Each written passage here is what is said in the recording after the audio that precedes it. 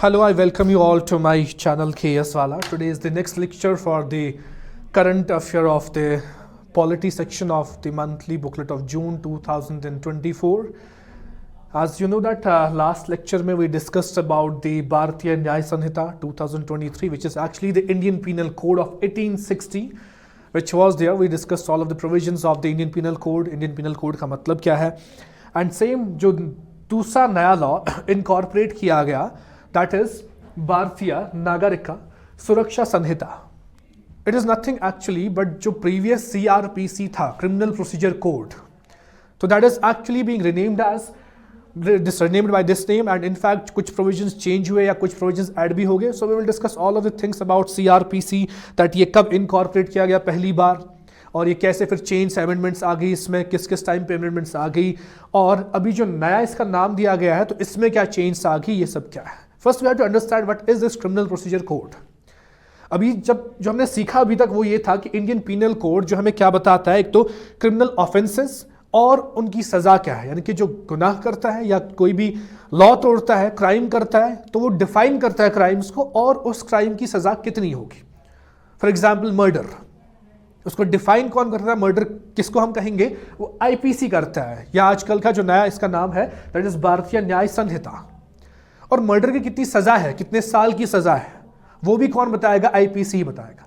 लेकिन प्रोसीजर कैसे फॉलो करना है, for example if someone has committed murder और इस पे अब केस चल रहा है, इस केस में या उसको अरेस्ट कैसे किया जाएगा, ये ऑफेंस कैसा है, या दिस पूरा प्रोसीजर फॉलो कैसे होगा जब तक इसको सजा नहीं सुनाई जाती है, कोर्ट कैसे प्रोसीजर फॉलो करेगा इसको सजा देने में, यानी कि पूरा जो प्रोसीजर फॉलो होता है that procedure is actually mentioned into CrPC. So we can say जब तक हमारे पास प्रोसीजर नहीं होगा तब तक इसका भी कोई फायदा है नहीं, आईपीसी का या भारतीय न्याय संहिता का भी कोई फायदा नहीं है. या उस टाइम पे जो पुराना था इसका नाम that was Indian penal code, and the old name of this law is criminal procedure code. तो that means IPC was there जिसमें क्राइम और उसकी सजा थी, ठीक है. लेकिन सीआरपीसी के बगैर आईपीसी काम नहीं कर सकता है, क्योंकि जब प्रोसीजर पता ही नहीं होगा कि सजा किस तरीके से देनी है, कैसे देनी है, तब तक सजा दे भी नहीं सकते. तो इसीलिए if there was Indian penal code तो इसका होना भी जरूरी था. तो यहां पे तो दिखा रहा है वैसे 1973 में जो जिसका डेट दिखा रहा है सीआरपीसी का, बट एक्चुअली ये उससे काफी पहले आया हुआ है. जैसे यहां पे देखो 1860 में क्राइम और उसकी सजा क्या थी वो उसने डिफाइन किया, तो प्रोसीजर तो बहुत जरूरी देना था साथ में, तभी तो कोर्ट्स ट्रायल कर सकते हैं उन मुजरिमों को जिसने कोई क्राइम किया हुआ है. तो इसीलिए एक्चुअली जो इसकी बुनियाद थी सीआरपीसी की, जो क्रिमिनल प्रोसीजर कोड था, it was actually introduced in 1861 after the Indian penal code. This was incorporated because इसके बगैर it was not complete, Indian penal code was not complete, क्योंकि जब तक प्रोसीजर पता नहीं होगा तो आप सजा भी नहीं दे सकते हो. इसीलिए इसके फौरन बाद क्या काम किया गया, that CrPC was introduced in 1861. तो फिर जो इसमें चेंज आई, डिफरेंट चेंज, कभी कभी प्रोसीजर जो है वो चेंज किए गए. तो 1898 there was a change in this criminal procedure code, that change for being this incorporated, ताकि जो इवॉल्व हो रहा है नेचर ऑफ क्राइम, तो प्रोसीजर भी वैसे इवॉल्व होना चाहिए. तो we can't be like this कि क्राइम करने के तरीके इवॉल्व हो रहे हैं या क्राइम्स बढ़ रहे हैं और प्रोसीजर हम उन पुराने प्रोसीजर्स पे चले. इसीलिए अब चेंज अब भी किया गया है, क्योंकि आजकल जो प्रोसीजर है it needs to be different from the older procedure. As society is evolving so procedure should be different, procedures को भी इवॉल्व होना है. तो इसीलिए फ्रॉम टाइम टू टाइम जो क्रिमिनल प्रोसीजर कोड है इसको इवॉल्व किया गया, इसमें अमेंडमेंट्स लाए गए. तो इसके बाद जो नेक्स्ट अमेंडमेंट आई थी दैट वाज इन 1923, यानी कि ये जो है प्री इंडिपेंडेंट साल थे जहां पे चेंज ब्रिटिश कर रहा था in the procedure, that how to follow the rules by the courts कैसे गुनाहों को सजा देने में कैसा प्रोसीजर फॉलो करेंगे, किस तरीके से होगा. तो ये सब चीजें इवॉल्व हो रही थी. तो ऐसे ही 1923 के बाद जब इंडिया आजाद हो गया आफ्टर इंडिपेंडेंस, 1958 में जब पहला लॉ कमीशन बनाया गया, the first law commission of India जो था, तो इन 1958 दे suggested more reforms into the criminal procedure code. तो उस पर रिविजन्स होते जा रहे थे कि कौन से रिफॉर्म्स हमें करने हैं क्रिमिनल प्रोसीजर कोड में. तो finally in 1973 after such a long time, 1958 के बाद 1973 में वो अमेंडमेंट्स को एक्सेप्ट किया गया बाय गवर्नमेंट ऑफ इंडिया जो लॉ कमीशन ने दिए थे अपनी 40th रिपोर्ट में। तो after the acceptance of those recommendations of the commission then they were being taken into consideration and in 1973 amendment किया गया जो अभी तक 1923 का क्रिमिनल प्रोसीजर कोड चल रहा था। तो इसीलिए हम देखते हैं जो पुराना था क्रिमिनल प्रोसीजर कोड ये लास्ट कब आया था 1973 में। अब 1973 से लेके आज तक बहुत साल हो गए थे, 2023 तक बहुत साल हो गए थे, it has been almost 50 years. तो 50 साल का गैप था, तो इसीलिए जो सोसाइटी इवॉल्व हो रही थी तो इसीलिए प्रोसीजर को भी इवॉल्व करना था। तो दैट इज वाई एक नया नाम इसका रखा गया और जो इसमें चेंज किए गए तो उनको भी किस हिसाब से किया गया जो नए तरीके हैं प्रोसीजर अप्लाई करने के। तो इसीलिए the new name of this was been taken as Bharatiya Nagarik Suraksha Sanhita of 2023। It was introduced as a bill, then it was passed, तभी जाके एक नया लॉ इफेक्ट में आ गया। अब इसमें जो डिफरेंट, अब देखो सीआरपीसी क्या ये टाइप ऑफ ऑफेंस बताता है हमें कि कौन सा टाइप ऑफ ऑफेंस है। जैसे ऑफेंस हुआ है, ऑफेंस को डिफाइन करना और उसकी सजा आईपीसी बताता है आपको, लेकिन सीआरपीसी का काम क्या है कि टाइप ऑफ ऑफेंस क्या था ये। अब अकॉर्डिंग टू सीआरपीसी ऑफेंस के जो टाइप्स है ये कौन कौन से टाइप्स है according to this new law या सीआरपीसी के हिसाब से भी। First was the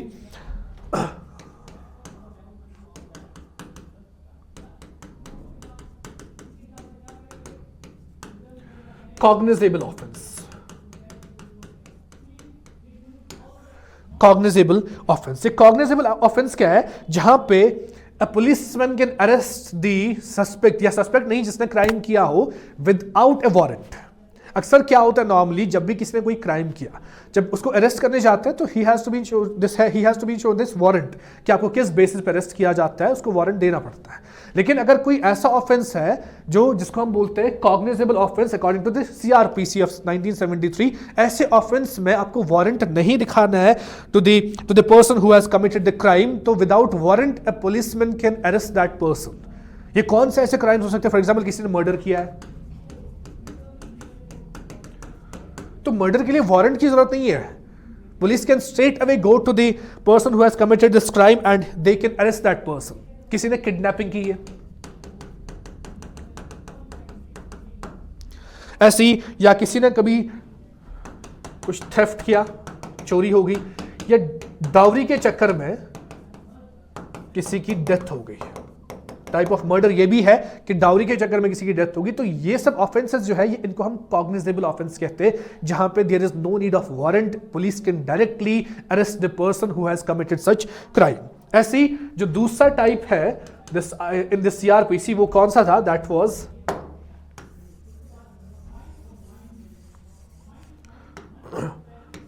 non cognizable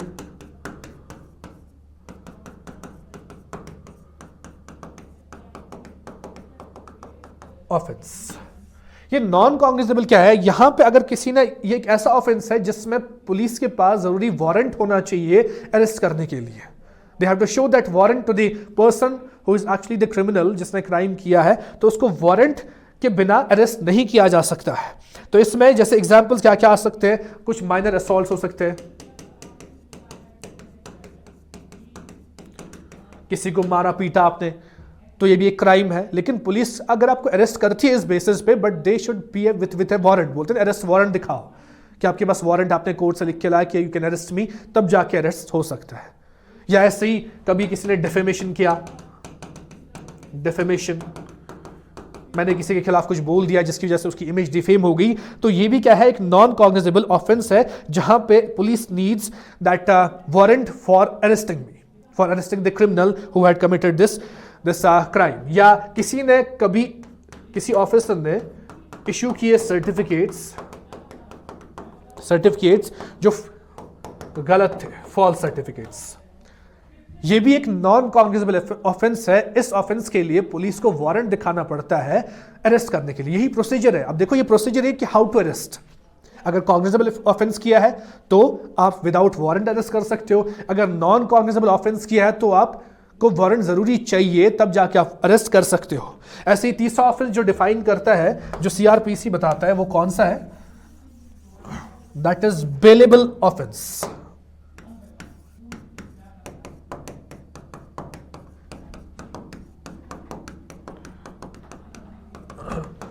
bailable offence. Bailable offence का मतलब क्या है, जहां पे क्रिमिनल, जो इसने क्रिमिनल एक्ट किया है, अगर उसने कोई ऑफेंस किया है, कुछ ऐसा ऑफेंस, लेकिन उसमें उसको बेल मिल सकती है। बेल इन द सेंस, पहली बात, जो भी ये बेलेबल ऑफेंस होते हैं, यहां पे मैक्सिमम सजा 3 साल की हो सकती है। किसी ने कोई क्राइम कर दिया तो 3 साल के लिए उसको सजा मिली। फॉर एग्जांपल बेलेबल ऑफेंसेस कौन से, वही सिंपल असॉल्ट, जैसे मैंने इसमें नॉन कॉग्निजेबल में दिखाया था आपको, सिंपल असॉल्ट है, या किसी ने माइनर ट्रैफिक वायलेशन किया था, ट्रैफिक वायलेशन में उसको जेल हो गई, तो वो 3 साल तक हो सकती है मैक्सिमम। डिफेमेशन जैसे यही था, अभी नॉन कॉग्निजेबल ऑफेंस में डिफेमेशन था, तो उसमें भी मैक्सिमम जो सजा हो सकती है वो 3 साल तक हो सकती है, जो आईपीसी बताता है। लेकिन ऐसे सजाओं के लिए क्या बेल मिल सकती है? बेल का मतलब क्या है कि आपको बीच में कभी छोड़ा जाता है, कुछ हालातों को देख के, आपकी हेल्थ को देख के, अगर आपकी हेल्थ खराब हो रही है तो आपको कुछ टाइम तक घर भेजा जाता है, but on a bail type of security लेके आपको कुछ टाइम तक जेल से बाहर रखा जाता है। तो जो ये ऑफेंसेस है, जो बेलेबल ऑफेंसेस है, तो ये भी कौन बताता है? सीआरपीसी। तो ये कौन सा ऑफेंस है? सेम जैसे मैंने एग्जांपल्स मेंशन की थी नॉन कॉग्निजेबल ऑफेंस में, वही होते बेलेबल ऑफेंस, यानी कि यहां पे बेल मिल सकती है। ये बेल पुलिस भी दे सकती है, कोर्ट भी दे सकती है। इनफैक्ट पुलिस अपने आप से दे सकती है bail of 10 days, bail of 1 month. कभी किसी क्रिमिनल के घर पे, जिसने छोटा मोटा क्राइम किया है, उसके घर पे किसी की शादी है तो उस पर छोड़ दिया 10 दिन के लिए, या उसका अपना हेल्थ इश्यू है तो उस पर 10 दिन के लिए उसको घर भेज दिया गया, या कोई भी इशू, किसी घर पे किसी की डेथ हो चुकी है तो उस बेसिस पे छोड़ दिया, तो that is giving bail to that criminal. तो ऐसे भी ऑफेंसेस होते हैं, लेकिन ये कौन से? छोटे मोटे क्राइम जब किए होते हैं जिनमें 3 साल की सजा मिली होती है सिर्फ, तो वो ऑफेंसेस होते हैं बेलेबल ऑफेंसेस। फिर उसके बाद कौन से ऑफेंसेस है? Non bailable.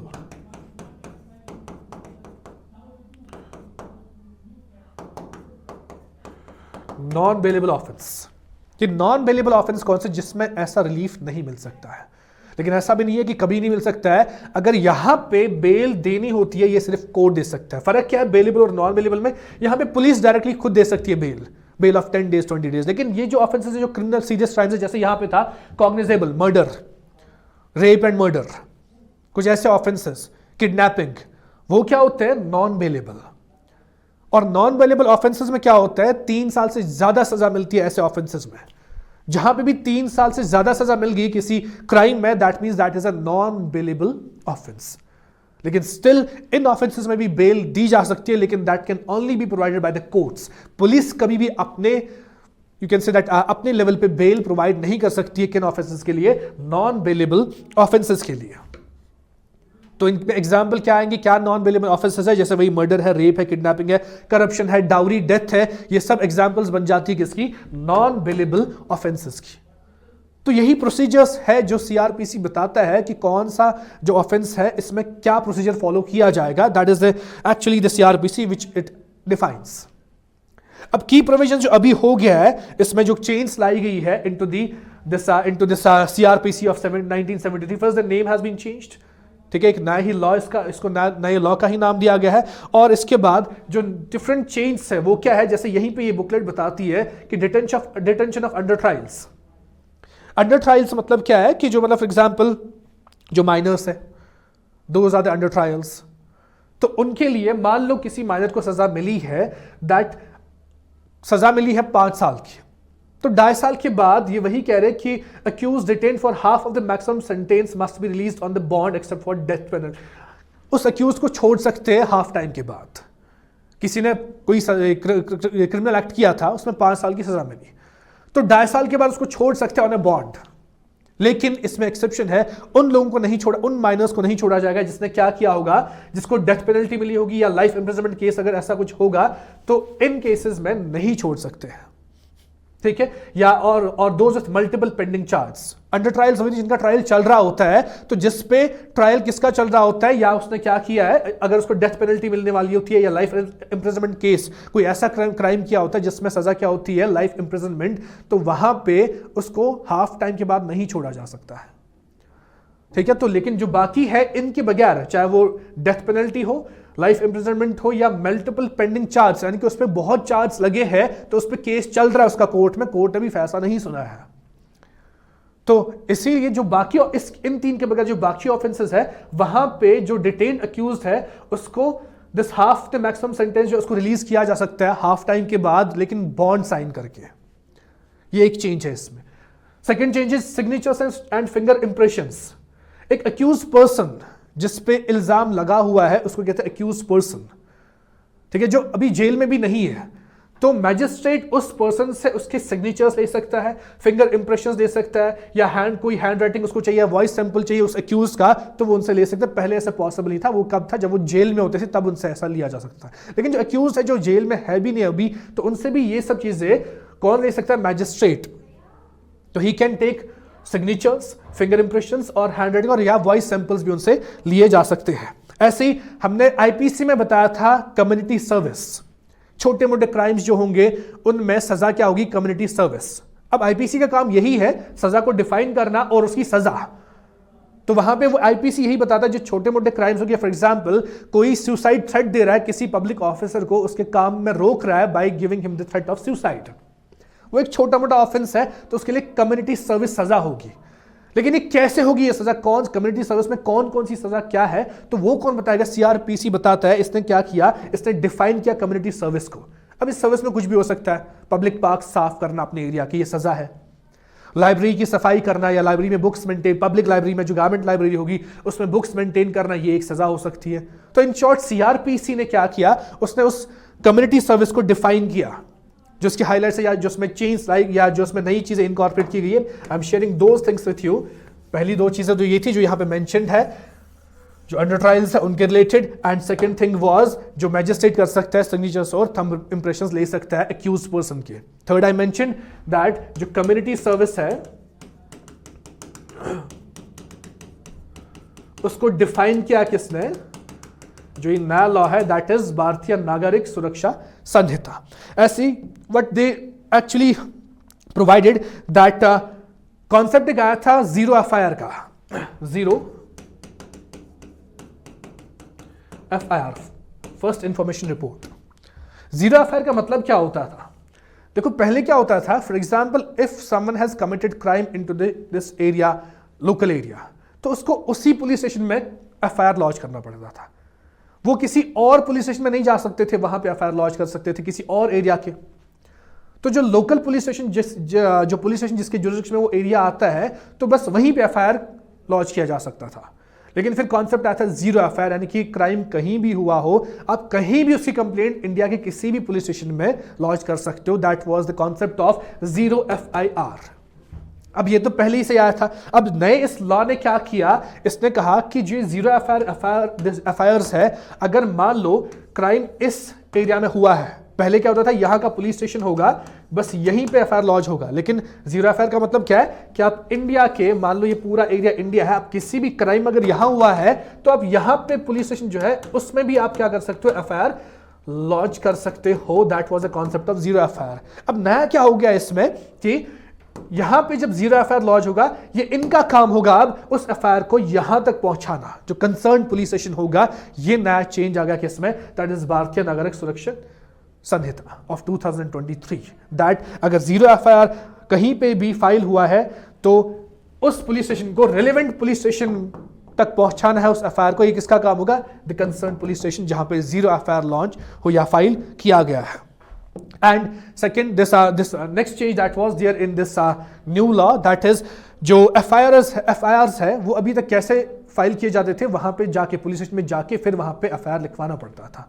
लेकिन चेंज क्या है, अब ये FIRs इलेक्ट्रॉनिकली भी सबमिट किए जा सकते हैं, तो रजिस्टर किए जा सकते हैं। अब ये एक नया है, क्योंकि जैसे मैंने पहले ही कहा, सोसाइटी इवॉल्व हो रही है, टेक्नोलॉजी बढ़ गई है, इसीलिए हमारा क्रिमिनल प्रोसीजर कोड भी इवॉल्व होना चाहिए। तो ये एक एवोल्यूशन ही है कि FIRs जो है अब वो रजिस्टर हो सकते हैं इलेक्ट्रॉनिकली भी। अदरवाइज एफआईआर्स क्या होते थे, वो होते थे फाइल पूरी बनी होती थी उसकी, जैसे हमने डिफरेंट मूवीज में भी देखा होगा कि एफआईआर की रजिस्टर होती है, उस पर लिखा जाता है जब भी कोई कंप्लेंट की जाती है। लेकिन अब ये एफआईआर्स इलेक्ट्रॉनिकली भी रजिस्टर हो सकते हैं। That is a new addition by this new Bharatiya Nagarik Suraksha Sanhita of 2023। तो ऐसी that was all about this new law, that is actually CrPC. I mentioned CrPC actually आया कब था, after that Indian penal code of 1860। इसका मतलब क्या है, इंडियन पिनल कोड क्या बताता है और सीआरपीसी का काम क्या है। मैं फिर से कह रहा हूं, IPC is actually which define crimes and their punishment, और सीआरपीसी क्या है, प्रोसीजर। उस पनिशमेंट को देने के लिए प्रोसीजर क्या रहेगा वो कौन बताता है, सीआरपीसी। यानी कि दोनों मिलकर काम करते हैं एक क्राइम में। तो that is the connection between IPC and CrPC, अब जिनका नया नाम है भारतीय न्याय संहिता 2023 and Bharatiya Nagarik Suraksha Sanhita 2023. There is one more law that is Bharatiya Sakshya Adhiniyam 2023, जो इसका पुराना फॉर्म था that is actually Indian evidence act. अब जब क्राइम किया, अब सबूत तो चाहिए, एविडेंस चाहिए उसके लिए, दैट मीन्स ये भी लिंक्ड है इन दो से. Whenever trials are going on into the courts, तो वहां पे एविडेंस होना चाहिए. अगर किसी ने किसी को देखा है मर्डर करते हुए, तो ये देखने वाला पर्सन है, वो एविडेंस है इस चीज का, जिसने खुद देखा है मर्डर होते हुए, तो वो क्या एज अ गवाह पेश होता है वहां पे, कि जो बताता है कि हाँ जी मैंने इस शख्स को, फलानी शख्स को मर्डर करते हुए देखा. तो जो एविडेंस था, इनके लिए अलग एक्ट था, that was Indian evidence act of 1872. जो 1872 का एक्ट था, ये किसने इंट्रोड्यूस किया? एविडेंसेस. और इतना यू कैन से दैट जो एविडेंसेस पेश किए जाते थे, कभी कभी क्या होता है एविडेंस की, मतलब कभी किसी चाकू से मर्डर किया है, तो वो दैट नाइफ इज एविडेंस. तो किसी का कुछ भी मिलता है क्राइम सीन पे, किसी का वॉलेट गिर गया क्राइम सीन पे, वो एविडेंस बन जाता है. आपने देखा होगा मूवीज में भी डिफरेंट दैट एविडेंसेस कैसे पेश किए जाते हैं कोर्ट में. तो उसके लिए अलग एक्ट था, that was Indian evidence act of 1872. तो ये इंडियन एविडेंस एक्ट ऑफ 1872 कहां से आया है?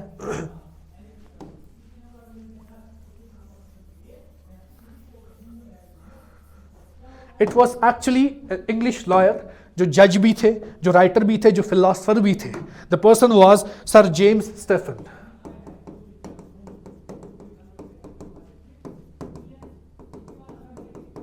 Sir James Stephen, he was the person जिन्होंने इंट्रोड्यूस किया that was Indian evidence act. तो मकसद क्या था इसको इंट्रोड्यूस करने का? ताकि इंडिया में जो भी जितने भी कोर्ट्स है, वो एक यूनिफॉर्म सेट ऑफ रूल्स को फॉलो करे while listening to the different criminal scenes. Court का काम ही है कि सुनना, फिर उस पर जजमेंट देना, फिर प्रोसीजर फॉलो करना कि कैसे अब इस पे काम किया जाएगा. अगर किसी को सजा मिल रही है, उसका प्रोसीजर क्या होगा उस सजा को देने का. अगर ये इंडियन एविडेंस एक्ट नहीं होता, तो डिफरेंट कोर्ट्स डिफरेंट तरीके से फॉलो करते चीजों को. तो यही इंडियन एविडेंस एक्ट जो था, इसने कहा कि ताकि इंडिया में जितने भी कोर्ट्स है वो एक ही प्रोसीजर, सेम प्रोसीजर फॉलो करे, इसलिए Indian evidence act of 1872 introduce करवाया किसने? सर जेम्स स्टेफन ने. सो है क्या actually Indian evidence act of 1872? ये बताता है. अब देखो इसी को चेंज किया गया अभी into 2023, that is Bharatiya Sakshya Adhiniyam 2023.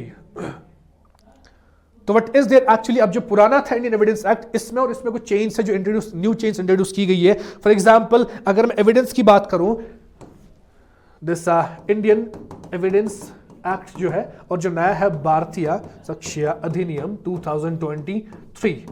पुराने वाले में क्या था? यहां पे अगर कभी भी दिस एविडेंस लाना होता था, तो वो डॉक्यूमेंट्री होना चाहिए, या तो लिखित फॉर्म में होना, राइटिंग में होना चाहिए, मैप फॉर्म में होना चाहिए. तो वैसे एविडेंसेस होते थे.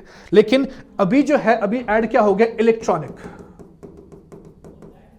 फिर से ये वही है कि सोसाइटी इवॉल्व हो गई है, इसीलिए एविडेंस जो है ये इलेक्ट्रॉनिक रिकॉर्ड्स भी हो सकते हैं और डॉक्यूमेंट्स भी हो सकते हैं.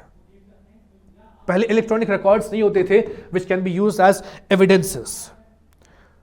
या पहले जब होता था, जब कोई फॉर एग्जांपल सबूत या गवाह होता था किसी क्राइम का, जो एविडेंस होता था, उसको कोर्ट में आके फिर ऑरली अपने मुंह से बोलना होता था कि yes I am the witness of this thing that the person has committed this crime in front of me. That was the oral evidence made before the court by the witness. जो गवाह होता था उसको court में आके खुद वहां पे ऑरली बोलना होता था. लेकिन अब क्या है कि ये जो नया वाला है भारतीय, दैट इज साक्ष्य अधिनियम 2023, यहां पे क्या हो सकता है कि अलाउ करता है एविडेंस जो है, जो ये विटनेस है, वो अब क्या कर सकता है? इलेक्ट्रॉनिकली भी अपना वो जिस गवाही दे सकता है. So he can go with this thing also. फिर से वही बात है कि जैसे सोसाइटी इवॉल्व हो गई है, इन लॉज में कुछ चेंज आई है, और they have been given the new names in this new era. तो ये कुछ चेंज इसमें भी थी. फॉर एग्जांपल, इस बुकलेट में भी यही लिखा है, electronic and digital records are granted equal legal rights as paper documents. तो इलेक्ट्रॉनिक अब चीज है, digital, you can say digitalizing process is going on into the evidences also. ऐसे ही दूसरा, oral evidence comprise full all statements including electronic ones. जो oral witnesses होते हैं वो कोर्ट में भी आके गवाही दे सकते हैं, वो इलेक्ट्रॉनिक तरीके से भी दे सकते हैं, परमिटेड और required by the court from witness regarding matters under inquiry. या वीडियो से भी वो अपनी गवाही दे सकते हैं, ऑडियो से भी अपनी गवाही दे सकते हैं। तो डिफरेंट तरीके बनाए गए हैं अब कि विटनेसेस जो है वो कैसे कैसे अपनी गवाही दे सकते हैं while being the witness of a specific crime. तो डिफरेंट चेंज लाई गई है। तो यही अब 3 नए लॉज है जो नए न्यू क्रिमिनल लॉज जो फोर्स में आए, इफेक्ट में आए फ्रॉम जुलाई 1 2024। तीन मैं आपको ये डिफाइन कर चुका हूं। इंडियन पीनल कोड क्या था, कैसे यह आया, इसमें क्या चीजें हैं, इसका मकसद क्या है, सीआरपीसी क्या है, इसका बेस क्या है, कब से शुरू हो गया, सीआरपीसी किस लिए है, या इंडियन एविडेंस एक्ट जो है, ये तीनों आपस में कनेक्टेड है। तो इसीलिए इनको 3 न्यू क्रिमिनल ये लॉज बोलते हैं। तो तभी बोलते हैं न्यू क्रिमिनल लॉ जो है जो इफेक्ट में आए कब से, from July 1 2024। So that was all about these 3 topics. So that was all about this lecture. So we will discuss the next, that is the news of the booklet of month of June 2024. That will be Telecommunication Act of 2023. So we will have a detailed discussion on that Telecommunication Act of 2023. And from now onwards, what I will do on my channel, that is there will be a gap of 1 day in uploading the lectures. If I am uploading the lecture today, so there will be a gap of 1 day, not tomorrow. Day after tomorrow I will upload the next lecture. So for every lecture there will be a gap of 1 day for uploading of the lectures. Thank you for today. मिलते हैं आपसे next lecture में with the Indian, that is Telecommunication Act of 2023. Thank you for today.